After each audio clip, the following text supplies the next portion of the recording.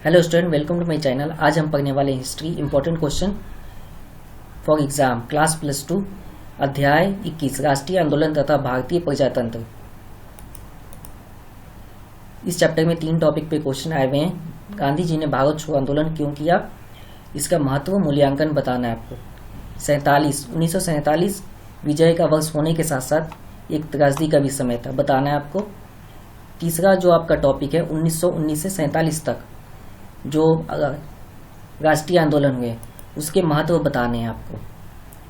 अब एक बार स्टार्ट करने से पहले देख लेते हैं कि टॉपिक में जो क्वेश्चंस होते हैं, पेपर में जो क्वेश्चन आपके आते हैं वो कैसे आते हैं। 18 क्वेश्चन होते हैं टोटल।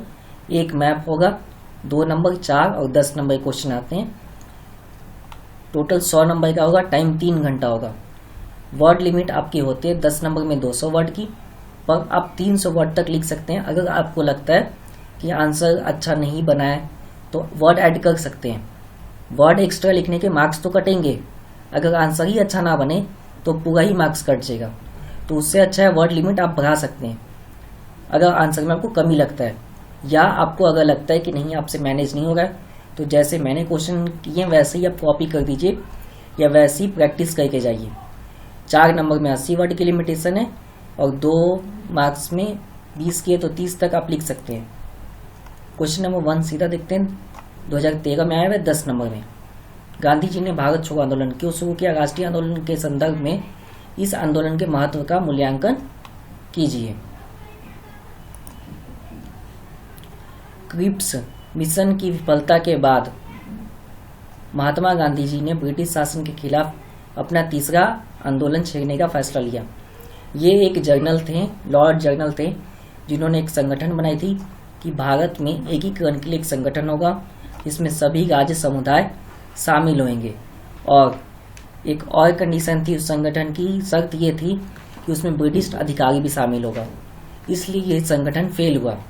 उसका परिणाम था कि महात्मा गांधी जी ने ब्रिटिश शासन के खिलाफ अपना तीसरा बड़ा आंदोलन छेड़ने का फैसला किया। तीसरा इसलिए क्योंकि 1920 असहयोग, 1930 सविनय अवज्ञा और तीसरा ये उससे भी बड़ा था।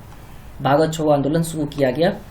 हालांकि गांधी जी को फौरन गिरफ्तार कर लिया गया था, लेकिन देश भर के युवा कार्यकर्ता हड़ताल और तोड़फोड़ की कार्रवाई के जरिए आंदोलन चलाते गए। कांग्रेस के जयप्रकाश नारायण और समाजवादी सदस्य भूमिगत प्रतिरोध गतिविधियों में सबसे ज्यादा सक्रिय थे।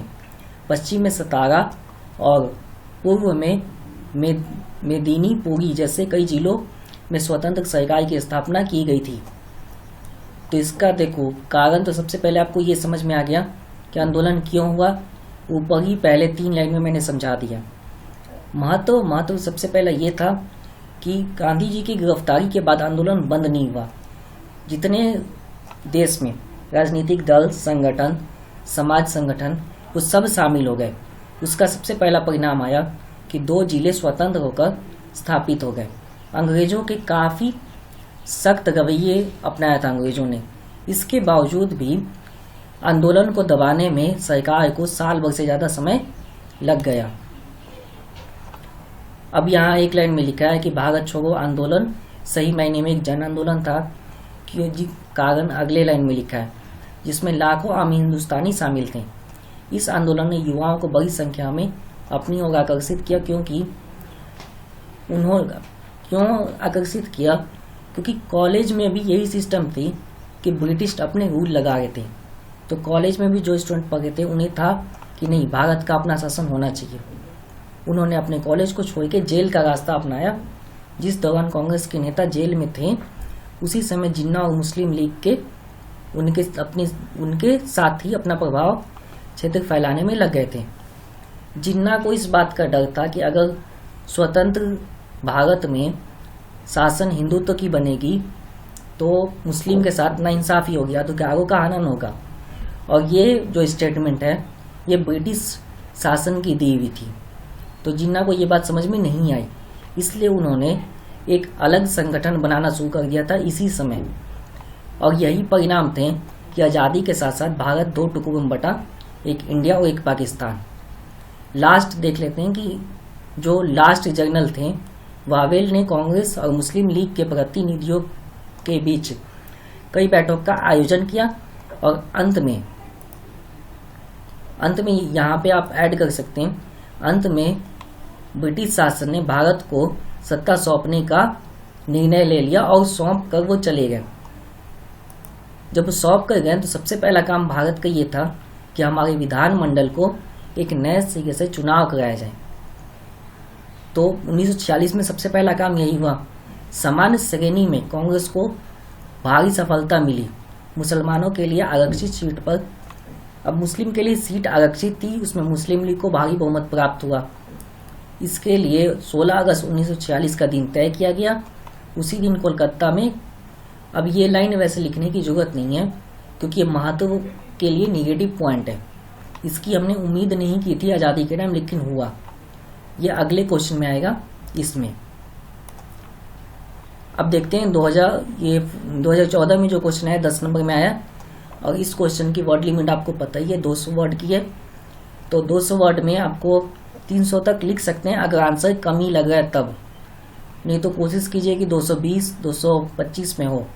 हिस्ट्री के स्टोरी होती है हर एक टॉपिक में, तो आंसर की वर्ड लिमिट ज़्यादा तो जाने के चांसेस होते ही हैं, फिर भी आपको मैनेज तो करना ही है। 1900, अब देखते हैं जो कुछ टॉपिक मैंने बोला था, 1947 विजय का वर्ष होने के साथ साथ बड़ी त्रासदी का भी वर्ष था। टिप्पणी कीजिए या उल्लेख कीजिए, संक्षेप में बताइए। ये थोड़ा बहुत चेंजेस किया जा सकता है इस क्वेश्चन में, तो अभी तो रिपीट होने के चांसेस हैं, तो आपने प्रैक्टिस करके जाना है।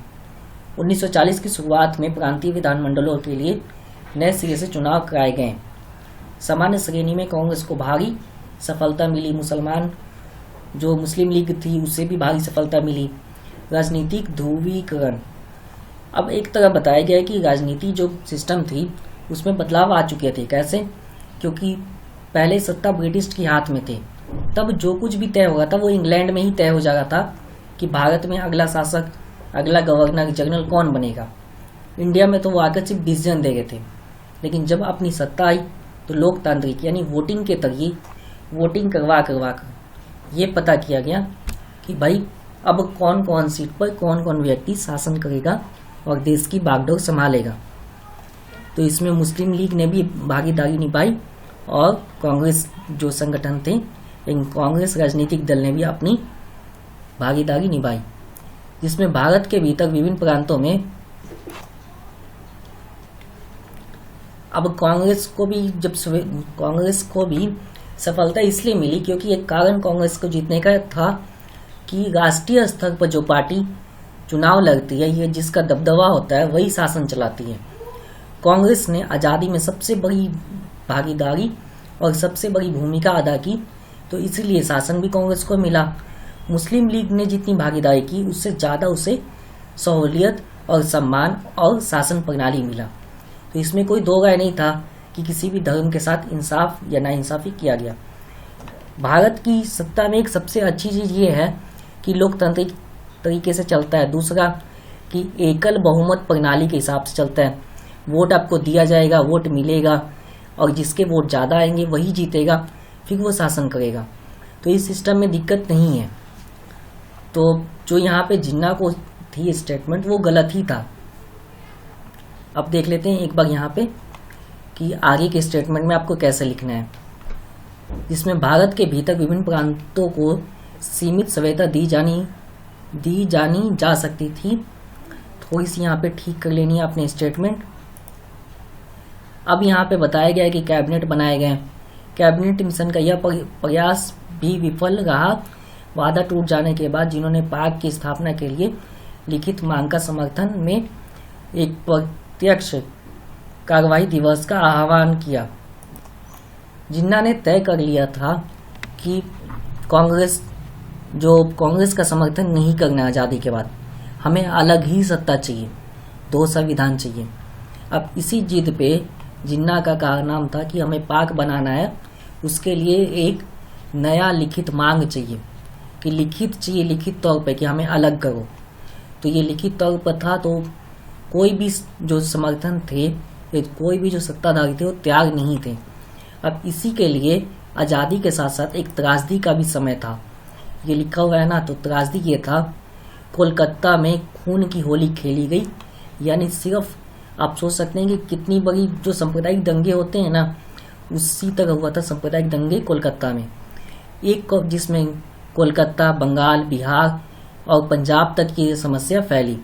पंजाब का आप एग्जाम्पल इसलिए याद रख सकते हो, जो गदर मूवी में दिखाई गया है वो था त्रासदी। वैसा ही त्रासदी बिहार में, वैसे ही बंगाल में, वैसे ही गुजरात में, तो ऐसे 7 राज्यों में हुआ था त्रासदी। क्यों?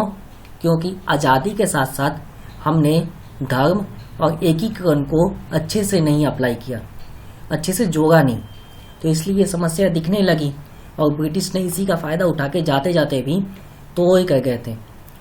अब यहाँ पर दिया गया कि कुछ स्थानों पर मुस्लिम को तो कुछ स्थानों पर हिंदुओं को निशाना बनाया गया।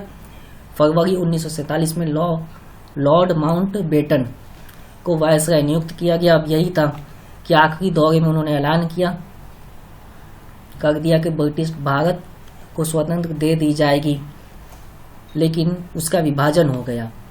तो ये आखिरी लॉर्ड थे, जाते जाते विभाजन का ऐलान करके गए थे लिखित तौर पर।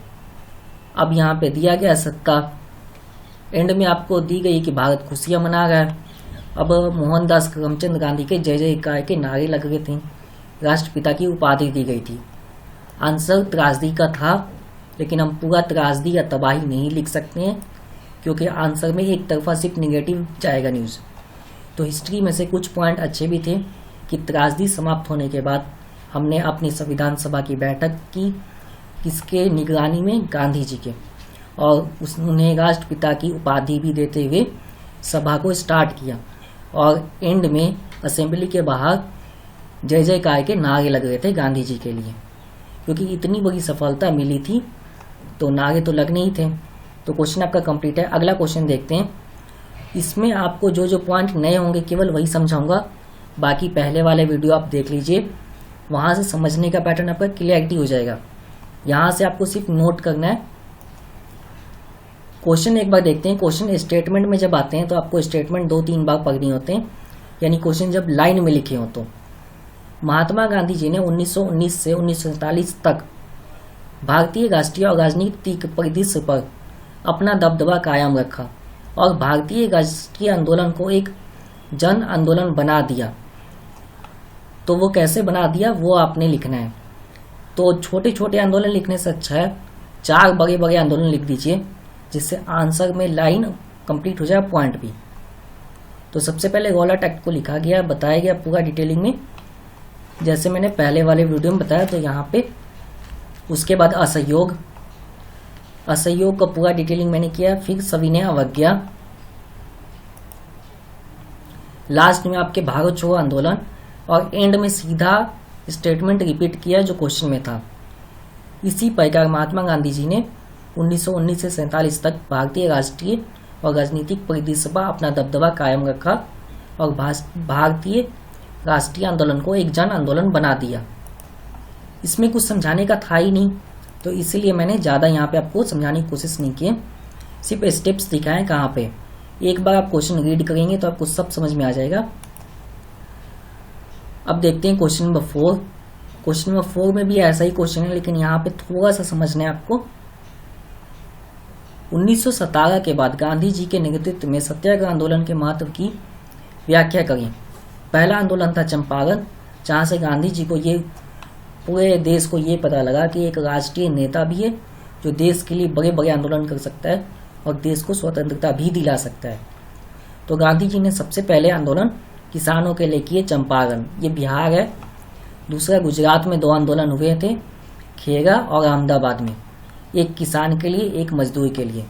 इससे यहाँ पे किसान साथ हो गए, यहाँ भी किसान साथ हो गए गांधी जी के।